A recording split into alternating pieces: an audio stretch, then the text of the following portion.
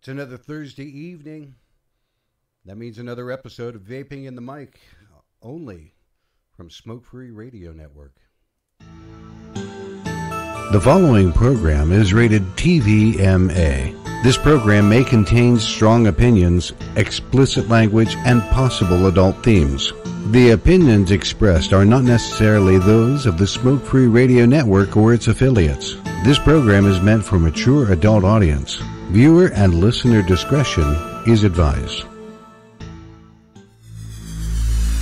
That was interesting.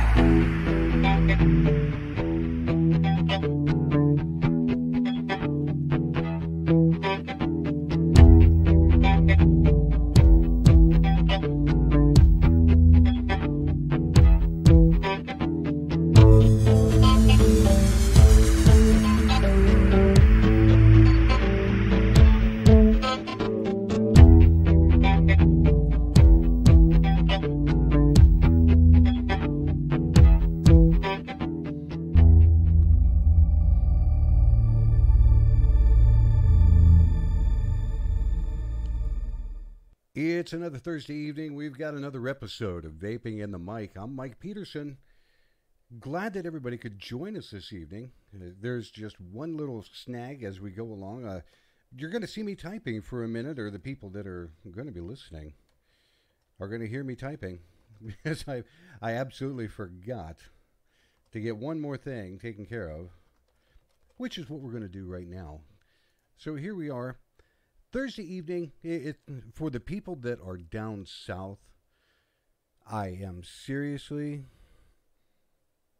at a point where I hope that everybody that has been affected by the hurricane that has come through is doing like much, much better.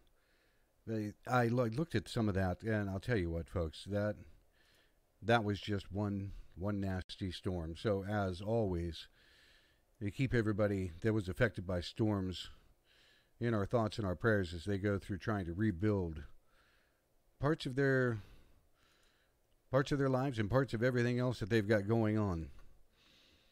This evening we've got a guy that I've had the chance, I've spoken with him a couple of different times online. I finally got the chance to meet him in person when we were at the Vapors Carnival down in Chattanooga, Tennessee over the summer.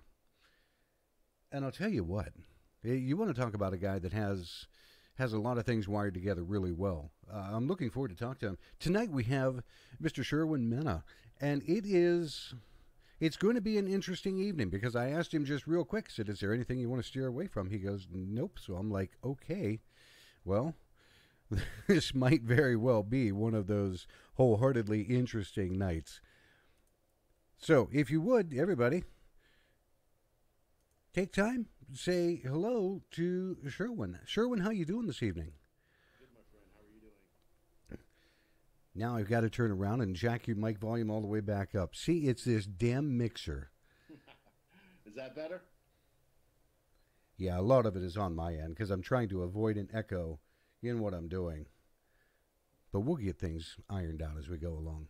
Yeah. OBS is not the most friendliest service to use. It's going to work out fine. I don't have any doubt about that. Tell me, if you would, I noticed from the splash screen that I'd put up that you have the moniker on there that says the right to be, or the right to vape PAC. Correct. What is that? So, Right to Vape is a political action committee. And for those of you that don't know what a political action committee is, it's a nonprofit that is structured so it's specifically designed to go ahead and accept monetary donations from consumers and be able to donate directly to the re-election campaign of politicians. There's two types of PACs. There's a traditional PAC, which accepts money from consumers, and then there's a super PAC, which collects money from organizations, large institutions, but they are not allowed to contribute directly to political campaigns. They pretty much do advertising campaigns, billboards on behalf of the politician or idea that they're attempting to support.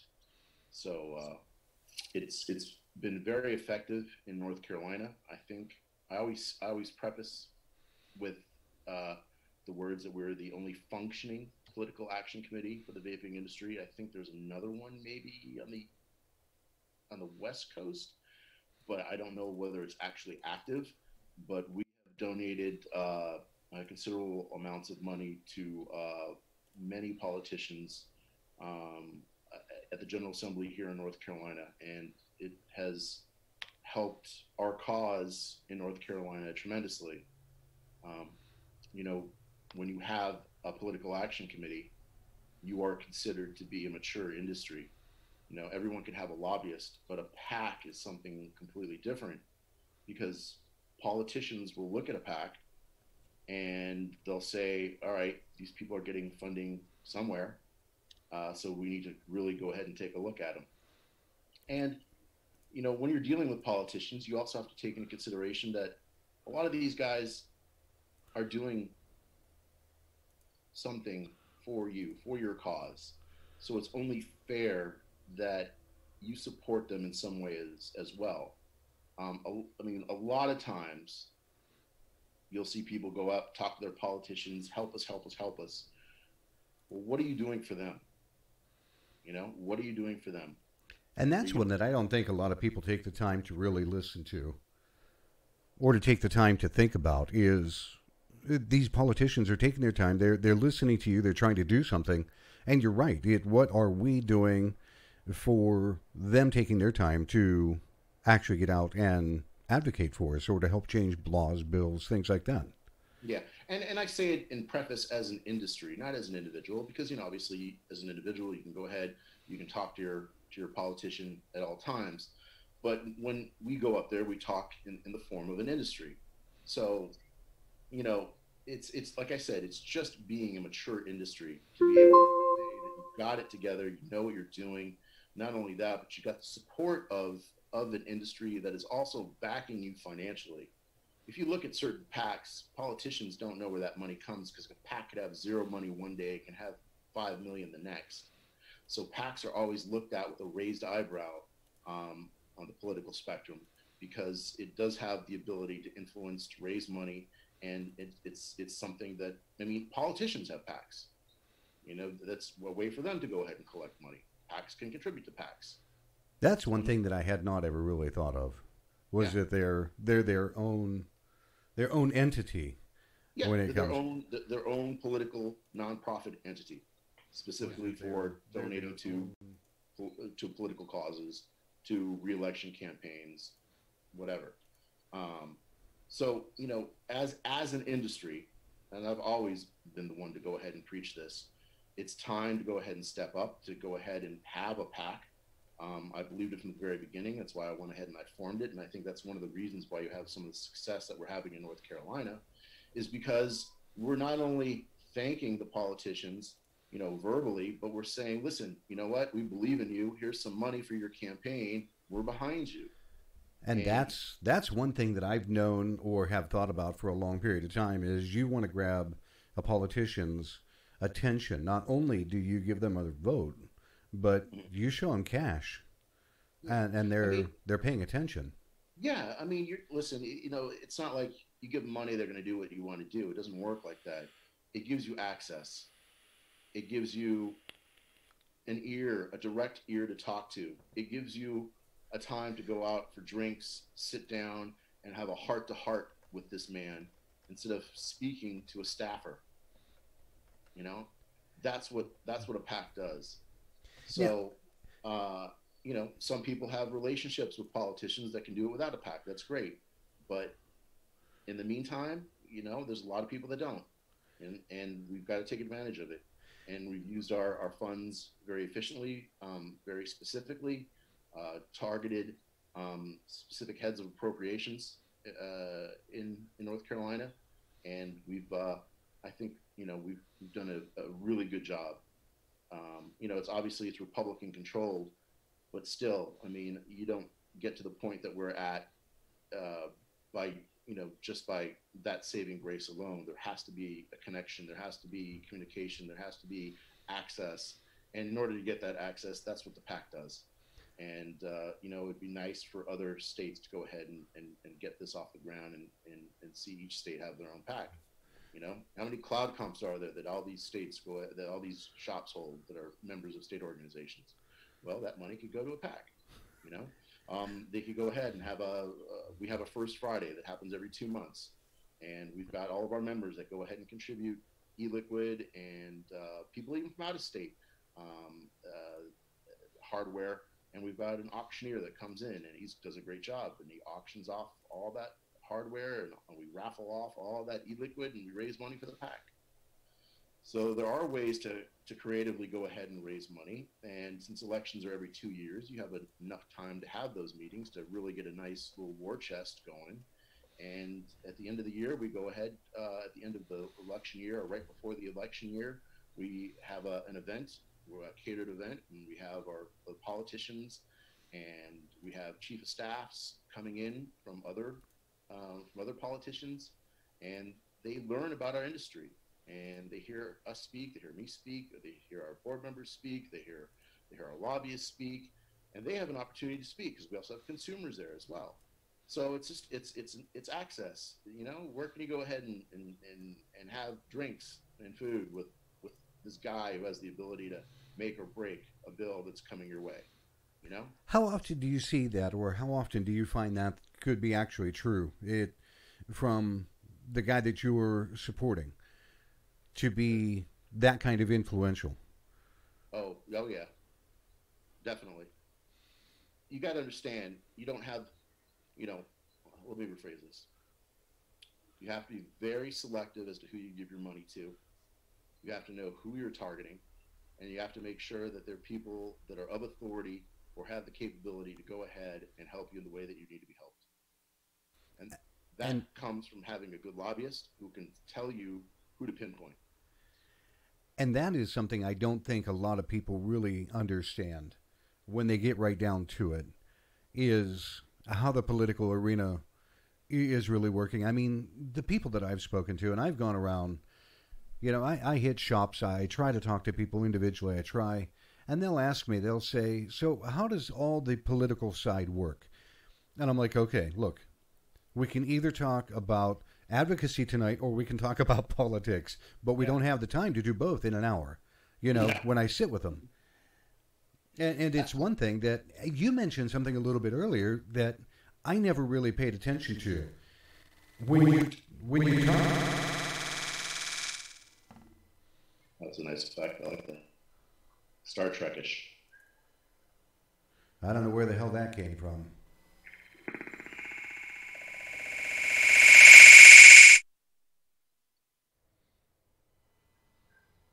See, this is why I get absolutely ticked about this stuff. I have no clue where this stuff comes from. Sounds better. Wow. Well, I can see I'm going to have to do some editing on that side. Yeah, that's the FDA probably bugging your yeah. Yeah, the FDA broke into my PC and decided to play hell with my stuff. You mentioned earlier that talking to staffers or talking to a staff member, how influential are those guys? Not just the elected official, but the staff member, because I've heard from time to time that talking to a staff member can be just as important as talking to the actual elected official. It can be. It depends on the staffer. That's the reason why we invite these staffers to our events, so that we can sit down, talk to them, explain to them, and they have a firsthand, more personal experience than like the 15 to 20 minutes they give you when you sit in their office. Here they're having drinks, they're eating really good food, it's catered, and they're saying, wow, these people really know what they're doing. They got their stuff together. As opposed to, speaking to a staffer who kind of get the big picture and still put their agenda ahead of your point sometimes. Staffers, you got to go through them. That's the way it is. But it's always best to be able to go ahead and speak directly to to the political representative. That is what you want, you know. So I preface with saying depends on the staffer, depends on the relationship that maybe your lobbyist has with the staffer. That's also helpful as well. But if it's just you're talking to a staffer, you know, it's better than nothing. It's better than nothing. True. How long did it take you, as you were going through things, to get to a point where you were comfortable working more on the political arena side? Because I'm going to put it to you this way: you have a presence about you, as well as physical gravitas is about the best way that I can explain it. That when you talk, people have a tendency to listen to you. You know, if you take some lady that's 4'2" and skinny as a rail, people are not going to be paying the same kind of attention. So, how long did it take you, using everything that you have, so to speak, to become comfortable talking in the political arena, talking with staffers, talking with elected officials, things like that? Well, practice makes perfect. There's no way to really do it. If you decide that this is what you want to do, you've got to go out and you just learn, as you go. You'll make mistakes. Which is fine. That's how you learn. But I think what you ultimately have to realize is that these are people, just like you. I would be talking the same way with, Senator Tillis from North Carolina as I am talking with you, and do it the same way and joke the same way. They're no different. They're individuals, and some of them are really funny guys. They're really good people, and some of them can be jerks, just like anyone else, Yep. So it's just understanding that they're no different than you, just because of who they are or what they are. And one thing that I have learned is that when you do speak, you do have to speak with passion, because they can catch it. They can feel it. They can feel when people are bullshitting them, and they can feel when people are sincere about what they have to say. So if you got something to say, I'm telling you, the consumer being able to go ahead and visit their local congressman or their local their local chamber, the local board, is probably the most influential thing that anyone can do, because you're speaking from the heart. Plus, being in the industry, I can't, make health claims and all that, fun stuff, but a consumer can, But so, being sincere, being passionate, being knowledgeable about the industry goes a long way. But talking for the sake of talking, like I'm doing now, typically also doesn't work. You also have to listen. You also have to ask them questions. Yep. It's not a one-way street. You're not going to go there and just spew your guts out. You gotta engage with them. Do you have any questions? Do you know anyone that vapes? You do. Who? Oh, really? How long have they been vaping? Is it working out for them? Yeah, it has. Oh, great. That's funny. The same thing happens with my customers, blah, blah, blah. So you just strike a conversation, and you continue. You try to establish a connection. It's just like, just like having a conversation with someone that you meet at a bar. Nothing different. That's one thing that I do know that a lot of people will shy away from, for the simple fact that they get nervous. They're like, okay, this elected official must put their pants on with gold plated, who knows.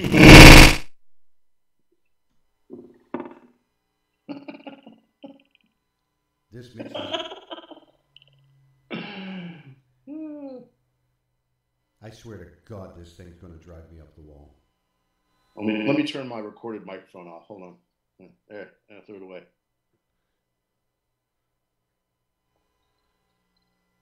But yeah, it's not rocket science. It's intimidating. It's scaring. It's scary. Speaking in public is scary. Um, Depends on So I got to give kudos to a lot of people who have never done that. I came from a corporate background, so I was always used to speaking in front of people. Um, I taught for many years, so I was always used to speaking. So that also helped as well. So I mean, a lot of things in a lot of things in life that you think don't really apply can help you do what you're doing. You know, Now you've just got so to get out there don't and take do it. yourself for granted. Go out there, trip, fall, make a mistake, do it again. It's fun. You know, it's I'm not sure going that I out would there use. and going to DC. I love going to DC. I Really? love going. Yeah, absolutely love going. I love going to the General Assembly and talking and just walking around. The history, the people, the politics. Oh man, you think soap operas are bad? Check out politics, man. There's stuff there. There's stuff there that you'd be like, whoa, Yeah, professional. Damn. I've seen some of the politics that run around, and it's like, oh my god, are you kidding me? Yeah, no, oh, there's proof. Yeah, it's fun, bro. It's See, now you hear this stuff and you're like, really? that's another thing is a lot of people don't have or they don't find a comfort level in doing any kind of public speaking. You know, they can talk one on one to people, but if you put them in front of a group of like 10 or 15 people, they turn into this biggest wallflower I've ever seen. You get them Yeah, off a stage or off of in front of a group of people, and oh my God, they turn into a blabbermouth. It's like, what the yeah. hell? You know? The Now, secret is to be prepared. The secret is to talk slow. The secret is to pause like I'm doing now if you don't know what you want to say next. So, there's secrets that you learn and eventually you'll get it. So, just go out there and do it. And hopefully we'll see other states getting a political action committee together. My PAC is always available for any state that wants to use it. I mean, all it is basically it's a clearinghouse. You give me money, I give you a check, and you give it to your politician. But why would you do that? Why can't I can just go ahead and give them the money directly? Yeah, you could, but remember, it's got that PAC next to it, yep, and that means something. That means organization. That means maturity. it That means means carrying act a together. lot of responsibility that goes with it There's as a it lot goes of along. reporting requirements Now, as let well. me ask you a couple other questions. Are you the not local, the state group, vaping advocacy group? No, so I'm one of the co-founders of the North Carolina Vaping Council. Sherwin, all of a sudden your microphone just absolutely died, sir. Oh, can you hear me now? Test, test,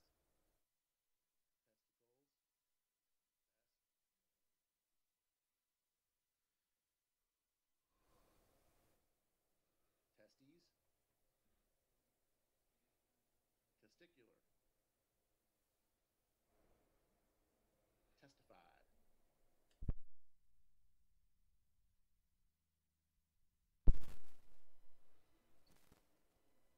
See if that'll drive anything a little bit better. How's that? Can you hear Oh, me that's now? much. It's my mixer. I think that it turned around and that last whatever the hell came through blew like a preamp out or something. You're I like had a to reset my DJ, man, mixer. with all those buttons Oh out my there. God! I'm gonna hire you for my next event. You're gonna be awesome. If I could turn my webcam, I'm gonna. this thing is like huge, and it's just. Do you know Kanye West? Well, I'll tell you what. For him, I love this thing because it gives me the capability for a lot of different control and a lot of aspect of what I want. My little one was just this little tiny baby mixer compared to this thing, but I had to have the USB interface in order to have better control, a little bit more granular control. But it's that age-old saying that Stan Lee made famous, with great power comes great responsibility. that's right. And now it's like I have to learn how to run the damn thing. Okay. Yeah, right. Now, we were talking about the state advocacy group. Yes. So I'm one of the co-founders of the North Carolina Vaping Council. Um, we've got Robert Wagner, who also co-founded it with me with his wife, Crystal Wagner, who just had a baby. Crystal, Wow. if you're watching, love you. We've got our board members. We've got Ron Peoples from Bad Modifogger, and we got Charles Harris from Overpowered Mod Co. So we've got a strong board of directors at the North Carolina Vaping Council, and we've got some amazing members who've always been supportive and just do an incredible job. Mark Bird is also with us as well. He's going to be redesigning our website for us. He's doing a lot of the graphic interface for us. So yeah, I'm excited. Things are definitely taking another step forward in the organization, which I love. We're getting more representation from our other shops that are in, I guess, North Central North Carolina. How many shops do you have in the Vapor Association for your state? 32, yeah, which is about a 0.7, like a 7% retention rate, which is pretty above normal. Usually most states are at 5%, but we're trying to go ahead and get more. People go ahead and say, wow, 30 out of 32 out of 500 doesn't seem like a lot. Well, it's the norm, but listen, you can go ahead. I'm not a big fan of shaming and getting people to go ahead and join, and by telling them they should join, because if you don't, you're a jerk. I don't believe that works. I think what works is word of mouth. I think what works is being there for people who need help, and I'm always there for anyone who wants from North Carolina who has a question. I'll always go ahead and answer their question, because you don't want to have a toxic environment. I mean, let's put it to you like this: I did a couple of things which I thought was the right path, and I regret it to this day. And I don't think I've isolated that individual. As a matter of fact, I didn't. I think they joined. But there's another person that might have been isolated, but I think they're coming around. So I've learned the hard way. Like I said, you make mistakes. You don't know. There's nothing's written on how to do this. You just try to be there for people and try to be as helpful as possible. And people have to understand that, listen, these answers, unfortunately, I'll be more than happy to help you, but they don't come free. These answers come with a cost.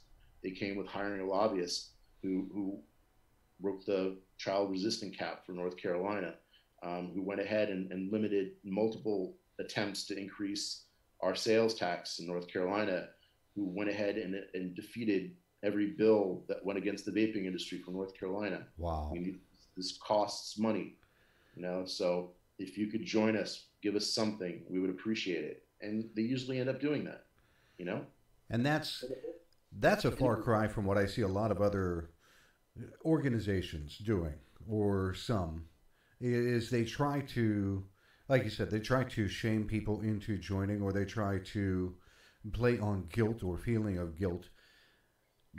But I like your approach, because you're taking the time to say, look, here's what we're doing. We could really use your help. Yeah. I mean, how can you have a conversation with someone if you push them away? I understand the frustration. I understand that it can build up. But if you're doing this, you have to have patience. You have to. A lot of people don't, but you have to have patience. Time's not on our side. I understand that. But you have to have patience to be able to turn people eventually over to your side. Yeah, it takes time, and some people won't. Fine, move on, go to someone else. Don't worry about the failures. I mean, how many failures equals a success? I mean, simple sales techniques that they teach you in every sales. For every cold calling, for every 20 cold calls, I get one sign up. Yeah, I have to look at it like that. Everything has a pattern in life, and by preventing yourself and your members from not talking to other shops just defeats the purpose of bringing them on board. Yeah, I mean, that's my opinion. Every state is different, so I'm not saying that I have know that what we're doing in North Carolina is going to work for any other state, but that's what it works for us. And it's important. And I'm going to ask, since you have, and it's a different approach from what a lot of other people would use. Do you find that as you have more success that comes in, that you have a better success rate with shops? individually? As in, we've been able to accomplish all of this. Would you like to help us out? And that they say yes. Yeah, I do. I do believe so. I can tell you this. I mean, the members that have left because I would say close to 90% of them left because they ended up going out of business. I think maybe one or two left because maybe of financial struggles. And I Really? get, and I'm not going to go ahead and shit on them. I'm going to say, listen, when you're ready, we're here for you. Wow. You know? That's just unreal. But and I've looked in the success rate of things that you are doing there compared to some other states. It is just phenomenal. Absolutely phenomenal. We've targeted. I'm telling you, we targeted. The pack has targeted politicians that can make or break this industry. You know, you have to be efficient with the money that you have. You can't go ahead and throw it away to every politician that you think is your friend. I mean, we would love to. We would love to have the ability to go ahead and give $100,000 to the Republican Party in North Carolina. We would love to, but you know what? We can't. So we have to go ahead and we have to be very selective as to who we give our money to. And these are chairmen that are on certain boards that have the ability to help us if we need to.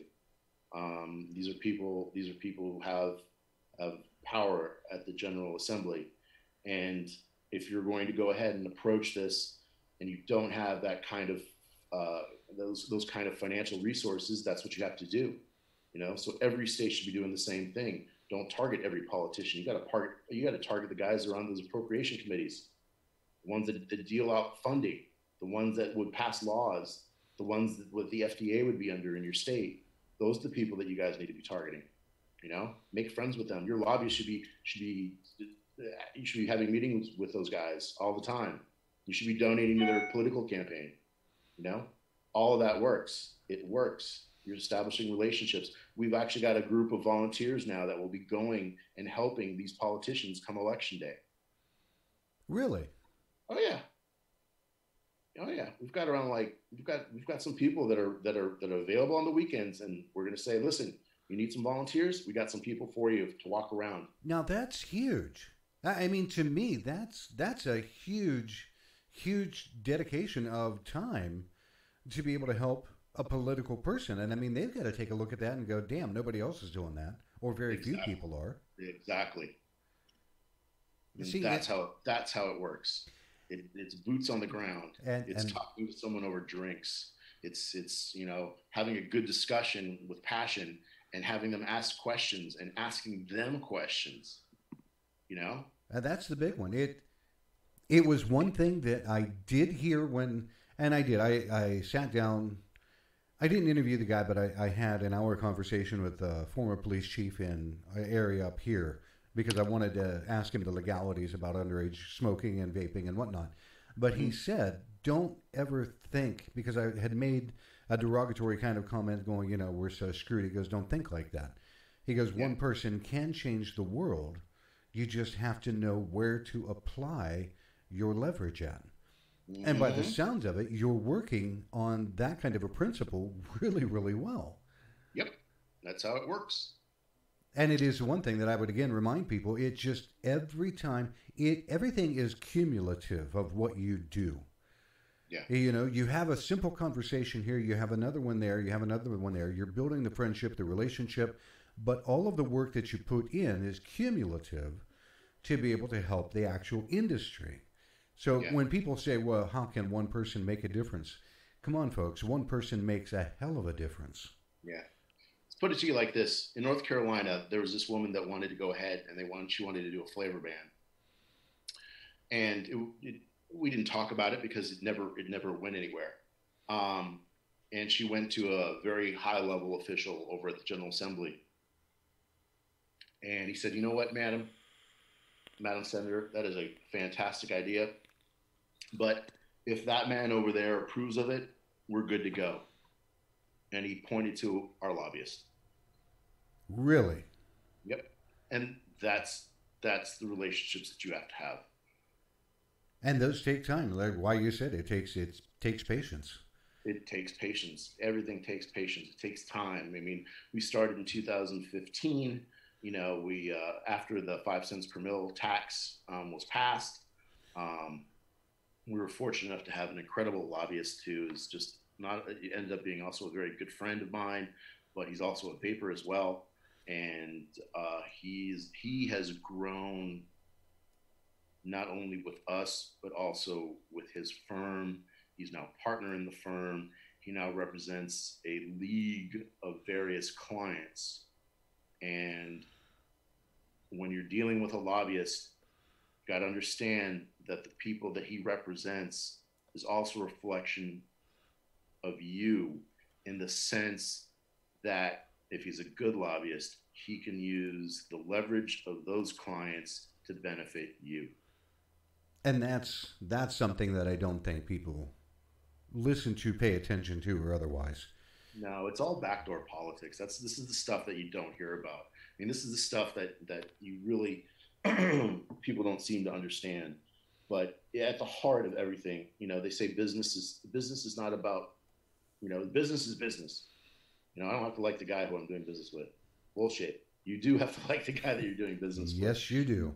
Yeah. Or you have, at least you better, any business person worth their salt, you better look like you give a shit. Yeah, otherwise, you're not going to be doing business. Yeah. So, I mean, everything is all about it. You know, listen, there are some people that you're not going to sway. I understand that. I'm not going to go in and sway the most left of center, you know, politician in the General Assembly in North Carolina. So I'm not going to waste my resources on something like that, you know. But I am going to go ahead and I'm going to make as many connections as I possibly can with the people that can make a difference, their staffers, and anyone else that they know that want to come in and find out more about our industry.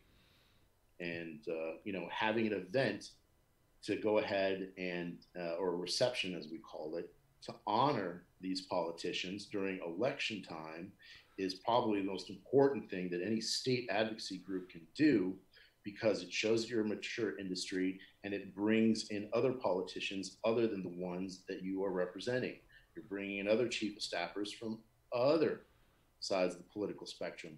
You know, oh, can we bring this? Yeah, you can bring whoever chief of staff, whoever you want, just bring them. Right. The more people that are paying attention or paying, you know, any kind of ear service and saying, I'm listening, sooner or later, they're going to get the bug in there and they're going to start to understand. Yeah. I mean, it's all about sitting down and having an explanation and talking to these people, you know, no matter what kind of, you can't, what did you do before this? Were you in the corporate world? Were you in the business world? Sherwin, I lost your audio there. Can you hear me now? That I cannot, sir. And I don't think that I have anything that happened on my end.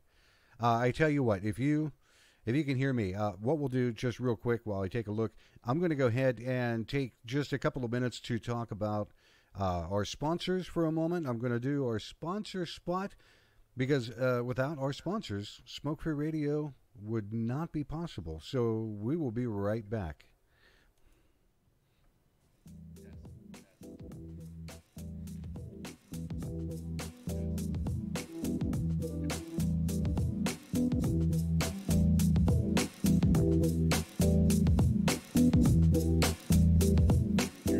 Hey now, this is Dimitri with Smoke Free Radio reminding you to please show some love to our wonderful sponsors. Without them, there would be no Smoke Free Radio, and they are as follows.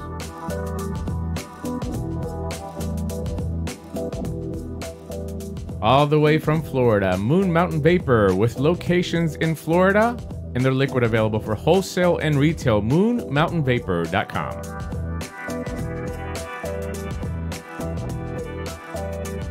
Some of the best custards and tobaccos on the market from the Brickwills Vaping Company.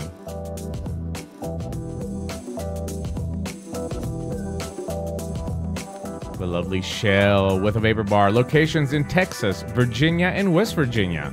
And of course online at thevaporbar.com.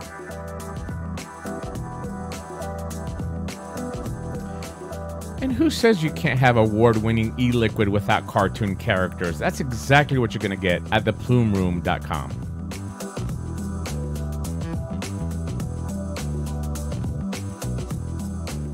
And finally, of course, the Vaping Advocate magazine that has generously provided the telephone lines for you to communicate with us. Thank you for your support.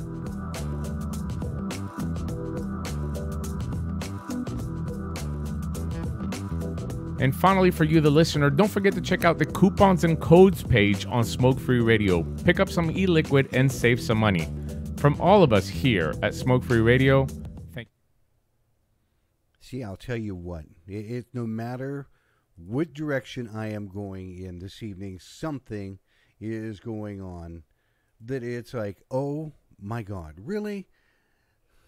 Hey, do you have a link to the show you can send to me via PM? See, now I'm afraid to actually turn the volume up on this much more. That's all right. That's all right. My luck, I would overdrive the hell out of everything. See if that's a little bit better. That's good. A little reverberation, but I can hear you. All right. Do you have a link to the show that you can send me? I do. Let me toggle back over here.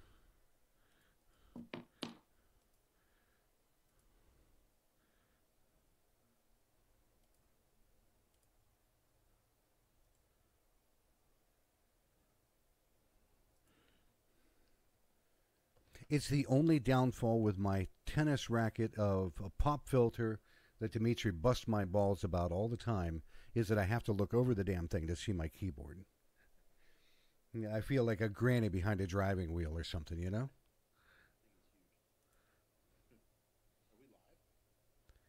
Oh, now, see, here we go again. Now I don't have any of your audio whatsoever. Oh.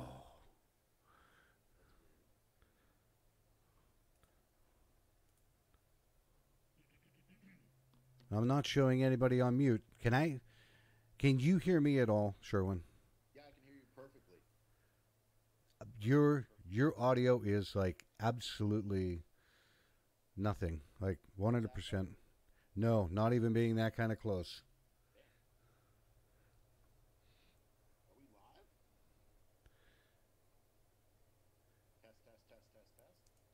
live? Test. I can see your face moving. Oh. This is going to kill me. I swear to God. I'm going to try one other thing just real quick and see if this might bounce things around just a little bit. Let's see if that does any kind of help. As you mentioned, try one more time.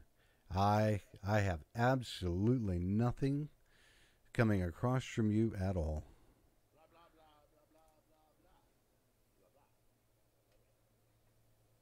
Like next to nothing. Hold on one second.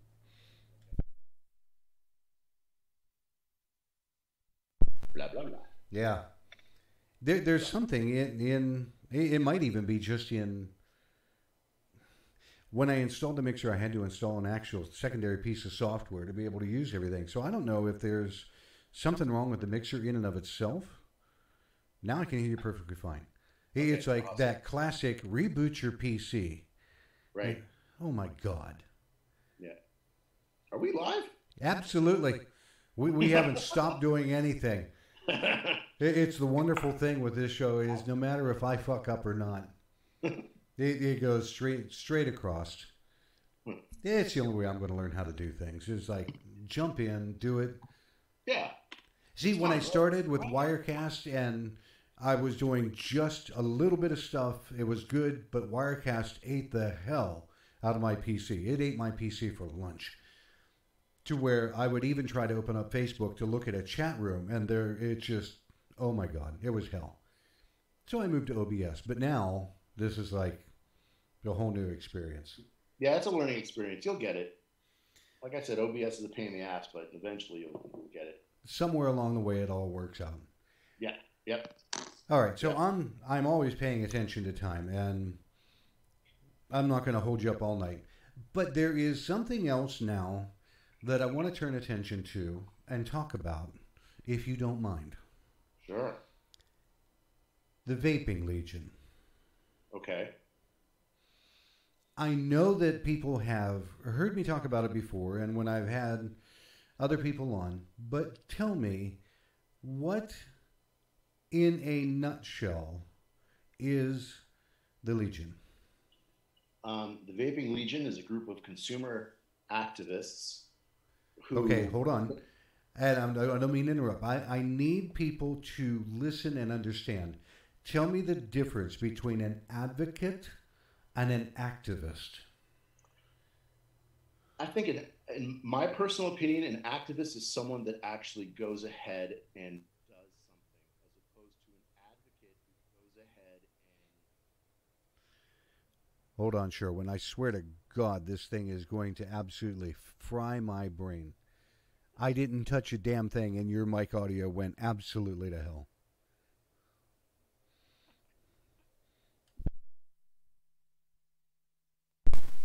I don't know if it's the inputs that I'm using or what. Is that better? Can you hear me? Yeah, it's there. I'm not going to say better, but okay. You were explaining. Let me see if I've got any audio from you. Okay, so an activist is someone that actually does something, as opposed to an advocate who goes ahead and screams at the top of their lungs about news briefs or what stuff should happen. So what has the Vaping Legion done? The Vaping Legion, in my opinion, I consider them to be kind of like that watchdog agency, the people that will call out bad e-liquid manufacturers, home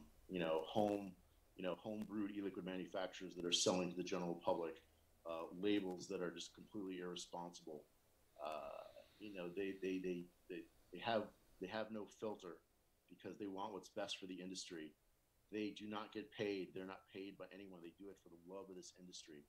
And these guys have so much passion for this industry that they only want to see success.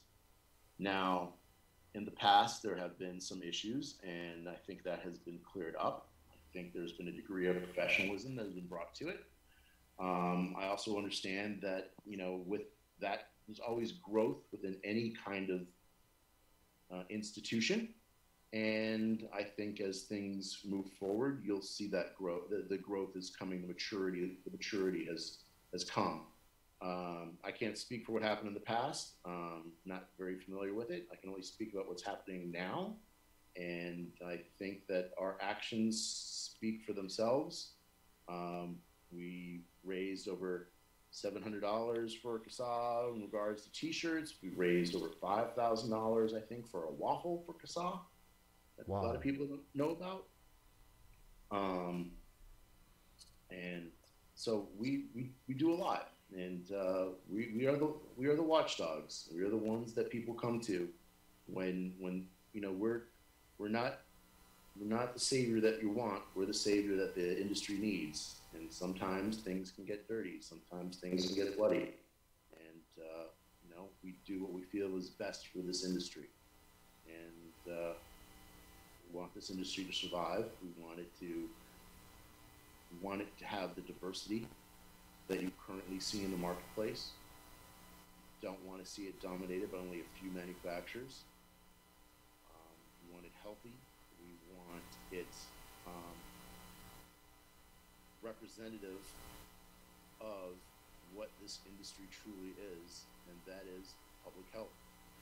We operate within public health spectrum. I say that all the time. And your labels and your marketing and everything from distribution to sales should reflect that. And if you're in this industry for the right reason, to convert smokers to vapors, then if you do that correctly, then you're doing fine. And if not, then we're going to have something to say. And that I 100% agree with. Don't go anywhere. Hold on one second.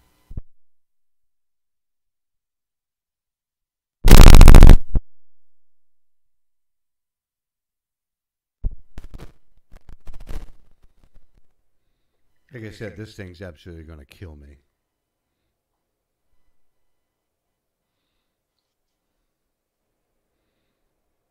It's those dates that you just think that you've got everything dialed in and running right, and will turn around and give you the finger every damn time. Got that damn beatbox on the left side of your screen. Man. I'm Oh. telling you. Yeah, when people see me pull my ball bat out, start beating the shit out of this thing. I don't, and I really don't know why, but your audio at times just absolutely nosedives into nothing, and I'm just sitting here looking at this, going, "I didn't touch you." Hopefully, they heard what I had to say. Oh, I made sure that the volume was up so people will be able to listen to it and hear it. You know, because it's important that people know. They hear all kinds of stories. They hear all kinds of rumor, innuendo, who knows what, when it comes to the Legion. And yet most people don't take the time to see past a possible public image identity Yeah. to find out what is really going on behind this image. Yeah. And you know, we don't care about image. We care about the longevity of this industry.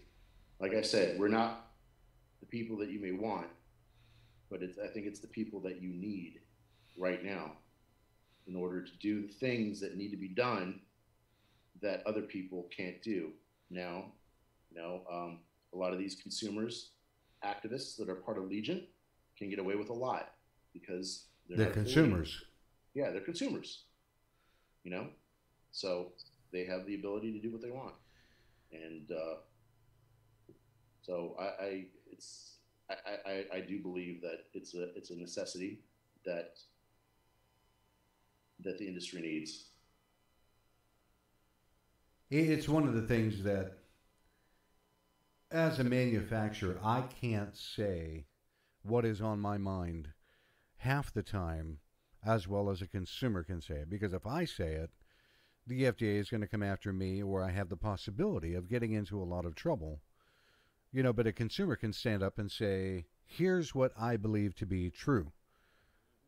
And then they can act just like the FDA and say exactly whatever they want, whether it turns into a piece of truth or not. Right. And if there was ever in a situation where you did anything that we felt was inappropriate for this industry, we would contact you as well. You know, it's not like we play favorites. We don't. We believe we have no. They have no interests, and I won't say we because I'm there as a consultant. I'm there to kind of guide them on the political level. But these guys go ahead and what they do, the dedication that they have, and the hours that are involved in doing this is it's very, very admirable. It's respectful. I don't think anyone puts in as much time as these guys do. They have my utmost respect, and if people knew the type of stuff that they did, they would be shocked as to the amount of hours that are involved. Where these guys do not get paid by anyone. They are not influenced by anyone. They are people that just love this industry and want it to succeed. And they're very smart. They're very intelligent, and they're doing it for the right reasons. Oh, but they should do it a certain way. Well, you know what? Whoever has that kind of critique, they need to go ahead and do it themselves. I've heard multiple people on the broadcast that the Legion does. I've heard that so many times, and it is not, to me, it does not come across from a standpoint of, you're critiquing me, here's what I think about you. It comes from a point of saying, look, if you don't think that we're doing it the right way, do something yourself and begin another conversation. That's the difference between an activist and an advocate. And that's it. And there's so much. I had the chance to meet you and Tristan, Alan Davis, and some other gentlemen at the Vapors Carnival in Tennessee. Matthew Salter. Yep, down in Chattanooga. Mm-hmm. And it was enlightening, to say the least. Now, I've listened to a lot of shows, and I've watched you guys for a long time. But to be able to stand and shake your hand and speak to each of you individually helps to see behind that possible public perception. Yeah. You know? Yeah. We are, I won't say we, the Legion, because that's a lot of people. They're willing to go ahead and talk to anyone. We're never going to go ahead and we will always approach someone first and tell them there's a problem. We'll always give them an opportunity to go ahead and hear their side of the story. And if they mess up, that's when it becomes a problem. You know, it's not as dictatorial as many may think it is. Oh, they're just ravenous packs of dogs that are attacking anything with drama and hate. It comes to us. We don't go looking for it, unfortunately. There's a lot of people that bring things to your attention at points, whether you like it or not. Yeah. And I've seen posts in the Legion on Facebook that they turn around and say, "Hey guys, did you see this?" Yeah. And I can hear 100 palms smacking a face and going, "Oh shit, here we go again." You know, and not because you're upset with whoever brought it to your attention, but because there's another jackass doing something that they shouldn't be doing to begin with. Yeah. You know, child infringing or child labels or IP infringement or just the latest one that I saw, somebody putting Viagra in that was the FDA. In a liquid. The FDA just went ahead and did a letter to a company that was putting some sort of, I don't know, Viagra in e-liquid or something like that. Yeah, they were putting they called it erectile dysfunction medication and in a vaping product. Something like Adderall or something, you know? And I'm thinking, there goes my Friday. Shit, I had it all planned out. Oh well, guess I got to do the old-fashioned way. Yeah, I don't know. But it's people like that even Bill Tarling had mentioned. These are the people that are saying it's not an e-liquid product because it doesn't have anything to do with nicotine, and yet when they get slammed for being assholes, it's the vapor industry that is catching the flack and taking up the slack because it comes in a bottle that has a lid and liquid. And public perception goes, oh, that's e-liquid. That's for the e-cigarette industry. That's bad news. See, here again, I lost your audio. I'm going to try one more thing. Don't go anywhere.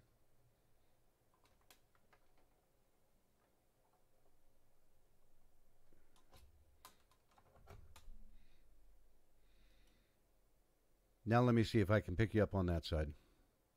Can you hear me now? Test. That's a little better. Test. By God, I'll skin this cat one way or another. I'm coming to your house, man. I don't know where you live, but I'm driving over. Yeah, he's going to drive over, and you'll see me in a pile on the floor going, oh, I'm sorry, I didn't mean it. Is there an axe embedded into your new devices? All the way up here in Ohio, you'll hear the thumping of somebody's ass. That'll be mine. No, I use, unfortunately, an external audio device coming out of a USB port that gets ported into, and I think that might be the actual issue. Because I know it's not your microphone. Everything that you're doing is preset. All right, yeah. So people... one thing I wanted to, I don't want to say correct you. What I would like to hear people say in this industry is irresponsible marketing. That's a nice way to put it. Yeah, because it is irresponsible. Because when you say child appealing, the industry does not market in any way, shape, or form to children whatsoever. They don't. I mean, you don't see it. I mean, give me an example of where we advertise in a publication directed towards children. Give me an example of where it is at the height of a child as they're walking down an aisle. I mean, it's not. It's just irresponsible marketing. And that is, I think, what we need to do. We need to change the narrative so that other people don't hear that word. I when I hear that, I cringe. Yeah. Child peeling. We don't peel children. And that's Don't. one thing that I'll try to do. And I appreciate you saying that because it makes much more sense Yeah. when you say what it actually is rather than trying to give it some Yeah. It's unknown irresponsible. narrative. I mean, we are viewed by the FDA as operating within the public health spectrum. That Really? is how we are viewed. We have to operate with that degree of responsibility, period. And that, like I said, encompasses every form of the distribution network from a point of sale all the way down to distribution, sales, and advertising. So do it right or don't do it at all. And we'll call out distros, we'll call out manufacturers, we'll call out fellow advocates if they think they're doing the wrong thing. And we can have a conversation with them. That's fine. We'll have a very civil conversation. But we know what this industry. We feel that we know what this industry needs to be, and I do believe that because of what we've done, we caused a conversation to occur within this industry that never happened. There was never any discussion about this stuff as openly and as passionately since the Legion came out with that blacklist. I know when that blacklist came out, I watched across several different groups, and I'm one of those people. I'll sit and watch, and I'll grab popcorn and read. So when you Right. see people that say, "Oh, hey, here's a new post, grab your popcorn," I'm one of them. But I do it for a lot of different reasons, not just for an entertainment value. I watch to see who is reacting, how are they reacting, and what are they reacting to. Because it gives me a better indication and a better understanding. If I actually have to speak with some of those people, I know how to, might be a nice way to phrase it. Right. But when that blacklist came out, I watched so many different places go up in flames, it wasn't even funny. I know. And I I'm know. like, folks, all they did was create a list of irresponsible marketing on labels and pieces of literature. That's all they did. Yeah, and people. I mean, obviously, I was not involved with that list. That was all the Legion again, but it created a conversation. It created a debate, and you need to have healthy debate in order to fix things. Benjamin Franklin said, "The marketplace of ideas is where liberty comes from." If you go ahead and you stifle the ability to go ahead and talk about any particular subject, it's not going to come out to the open and you're not going to address the problems. And you have to have that kind of vigorous debate. We brought it to the table. And now you're seeing many people picking up that same narrative that were either too shy to say something about it or they had issues with it and now they changed and now they're saying something about it. So I'm going to ask a pointed kind of question. Do you think that blacklist helped spawn a recent expo from banning or saying we don't want this particular company in attendance? absolutely. Without 100% doubt in my mind. See, now I'm asking that because later on people are going to be listening to this, watching this. I've got friends, family, all kinds of people that either vape and don't vape.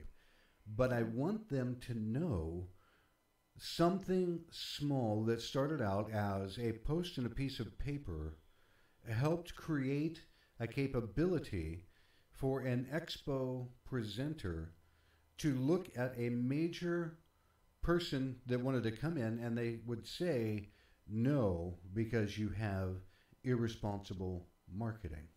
And then the FDA came out with those 13 letters and completely validated everything that we said. And that's huge, all Yeah. in and of itself. Yeah. You mentioned the FDA. I'm going to segue into them for just a second. Hmm. With the recent things that they've had to say, does it give you a feeling of being worried for the vapor industry in a whole? I Yeah. mean, I know they're going after Juul and Fuse and Mark 10 and Blue, and I've got my own issues with all of that. But the things that they're saying, do you believe that it is a harbinger of things yet to come? It is completely 100% political. Everything that the FDA is doing right now is nothing more than saving face with the public health groups. The only thing that they're attempting to do right now is to go ahead and cover themselves up and attempt to make themselves feel as if they're doing something. Let's be completely honest. They can't snap their finger and go ahead and ban flavors. They can't snap their fingers and go ahead and ban online sales. They could push the predicate date back, but you're gonna, if they push it back too far to like 6 months, there's gonna be a lawsuit involved in something like that. Because there's too many players in the industry right now that have a lot of money that have too much to lose. And I'm not talking not only about us, I'm also talking about Juul, also talking about Blue, Views, all the people that, all those guys, all the big tobacco guys that received that letter. They received that letter, and if you actually think that those guys are shaking in their boots. I personally don't believe so, no. RJR, Altria, Philip Morris. No, they're not. They're used to this stuff. They understand this is nothing more than posturing on the eyes of in the eyes of the FDA. So the question that we need to go ahead and consider is, what does that mean? That means that that regardless of what they say in respects to not taking anecdotal evidence into consideration when they want to hear about how vaping has saved consumers' lives, they're willing to take into consideration anecdotal evidence in regards to publications that are being spread out through the news media via public health groups. Purely political, 100%. So now we've got to go ahead and find a way to have the FDA either save face, number one, or two, build a bigger bonfire so we can misdirect the information and pull it back and push it back on the FDA. That's a scary kind of thought. Yeah, trying to build a bigger bonfire in order to redirect information, but yeah, and I don't want to go into too much detail about how I feel about that, but I as long as people understand that it's political in nature, then you have to understand how to play the game. You have to understand that you need a pack. You have to understand that it's based on relationships, and that's the only way that's going to save this industry. And I also do believe that I think more manufacturers should be talking to the FDA. I do believe that our only hope, unfortunately, is the FDA. But it's going to take a little bit more to go ahead and get this done. And, bad news spreads faster than good news, unfortunately. I would agree. Bad news travels like insanely fast. Yeah, Good news catches up about 3 years later. So, yeah. So I'll just leave it at that, and I'll talk to you about my feelings on that off record. Yeah. Ian, let me ask you this, and you can decline if you feel. What do you think the outcome will be at the end of this 60-day time frame that the FDA gave what they call the top 5 infringing products? And by that I'm saying Views, Juul. I think Juul will probably be the most responsive, to be perfectly honest, because they've got some really good tech behind their product that they can go ahead and submit to the FDA. I think the other big guys are going to give them the big FU. But either way, it's going to be a response, and the FDA is going to go ahead and say, look, we did something. We got these guys to react. How great is that? And then it's going to start all over again.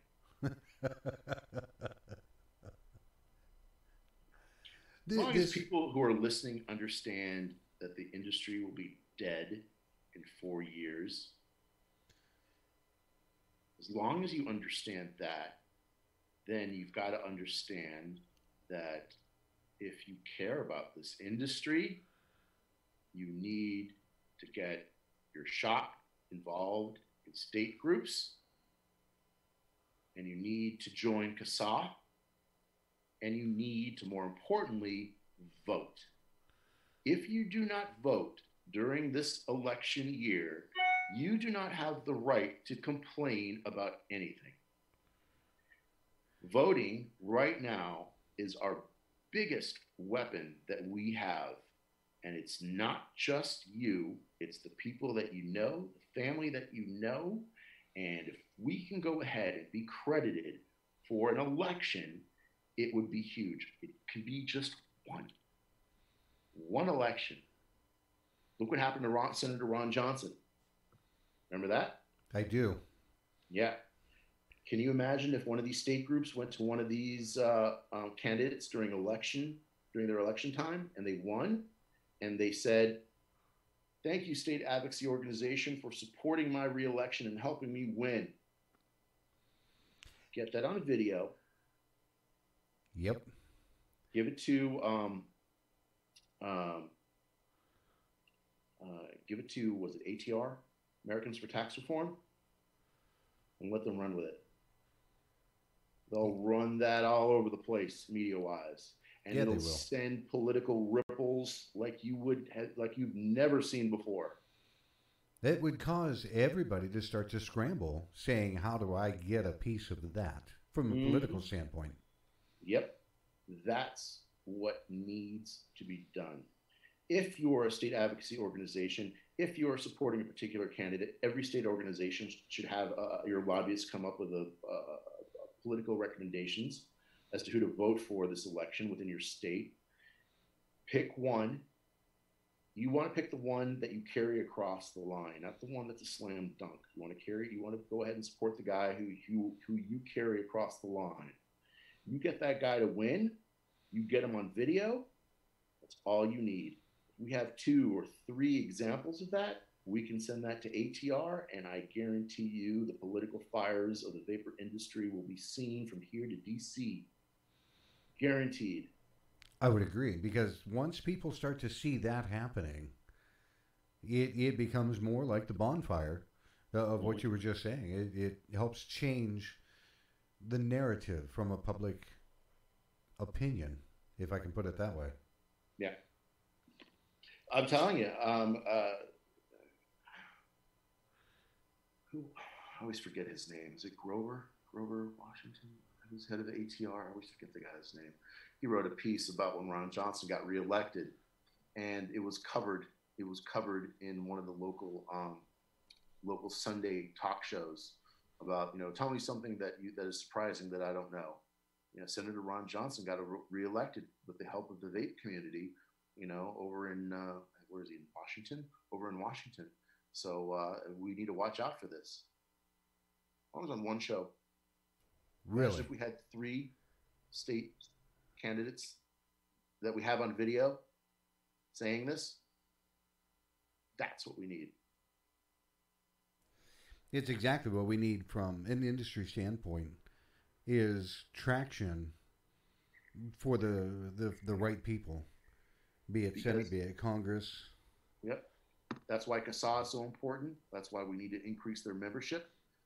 Their $255,000 is incredibly weak. We need to build that to $500,000 to $1 million. We need to get those numbers up there. If you're not a member of CASA, you need to join. You need to get your family members to join. We've got to get everyone to join so that we can increase the membership rolls and show that we've got political force within this country to have the ability to make the perceived change that DC will see. And if we can do that, I guarantee that will also be a game changer as well.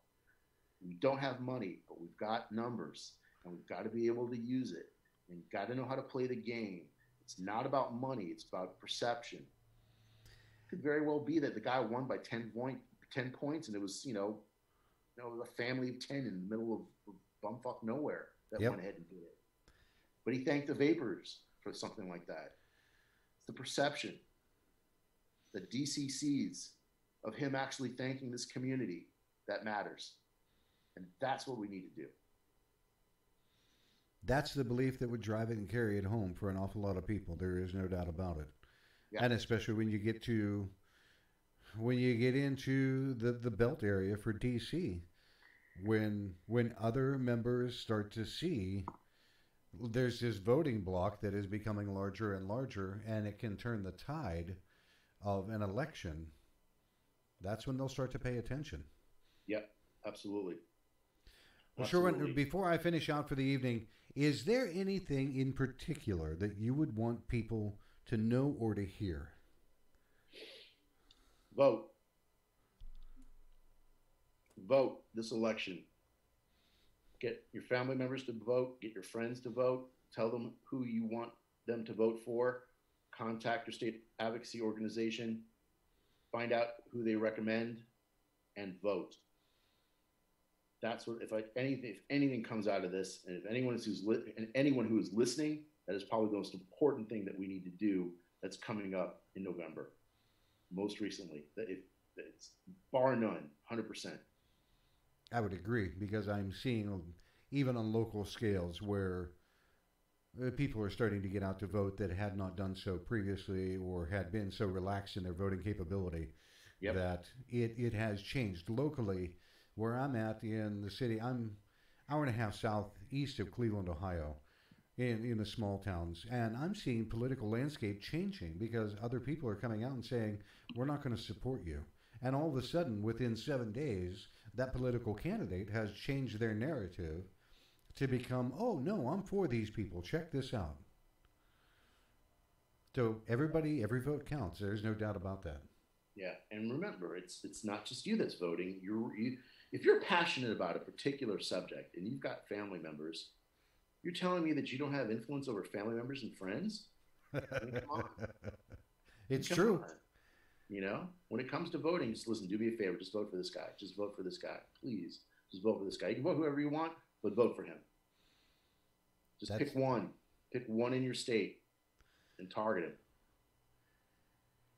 Do me a favor, if you would, for people that might want to get in touch with you for various reasons, whether it's about the PAC, whether it is about your state group, or even the Legion, where can people find you?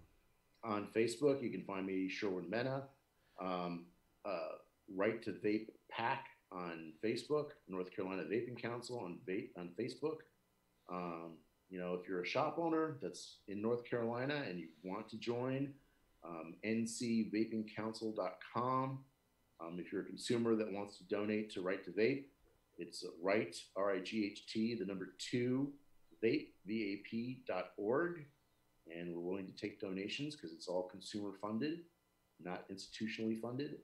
So, And then if you want to speak to me, I'm always happy to answer any of your questions any time of the day. I'm always open. Fantastic. Sherwin, I seriously appreciate you taking time to join me this evening to be able to talk. And honestly, even more so for putting up with all of my audible, God knows what the hell happens that's going on. Coming to your house, man. Ohio's not that far. We'll get everything ironed out one way or the other. All right, sir. I appreciate your taking time out this evening. I really do. Thanks for having me. I appreciate it. Absolutely. I will catch up with you again sometime soon, I'm sure. Yeah, Oklahoma. Are you going to Oklahoma? I may make an appearance. I'm not going to be down there with a booth, but I may take the time to come down and talk to a few people because there's some interesting things that are going on. Yeah, I'll be there, and I'll probably be in Chattanooga, too. That would be awesome. Yeah, I definitely want to be able to catch up with you again because we got a lot of things to be able to sit and talk about. Yeah, absolutely. Fantastic. All right. Again, I'll talk to you again soon. I appreciate you taking time tonight. Oh, you're welcome, man. Thanks for having me. Take care now. You got it.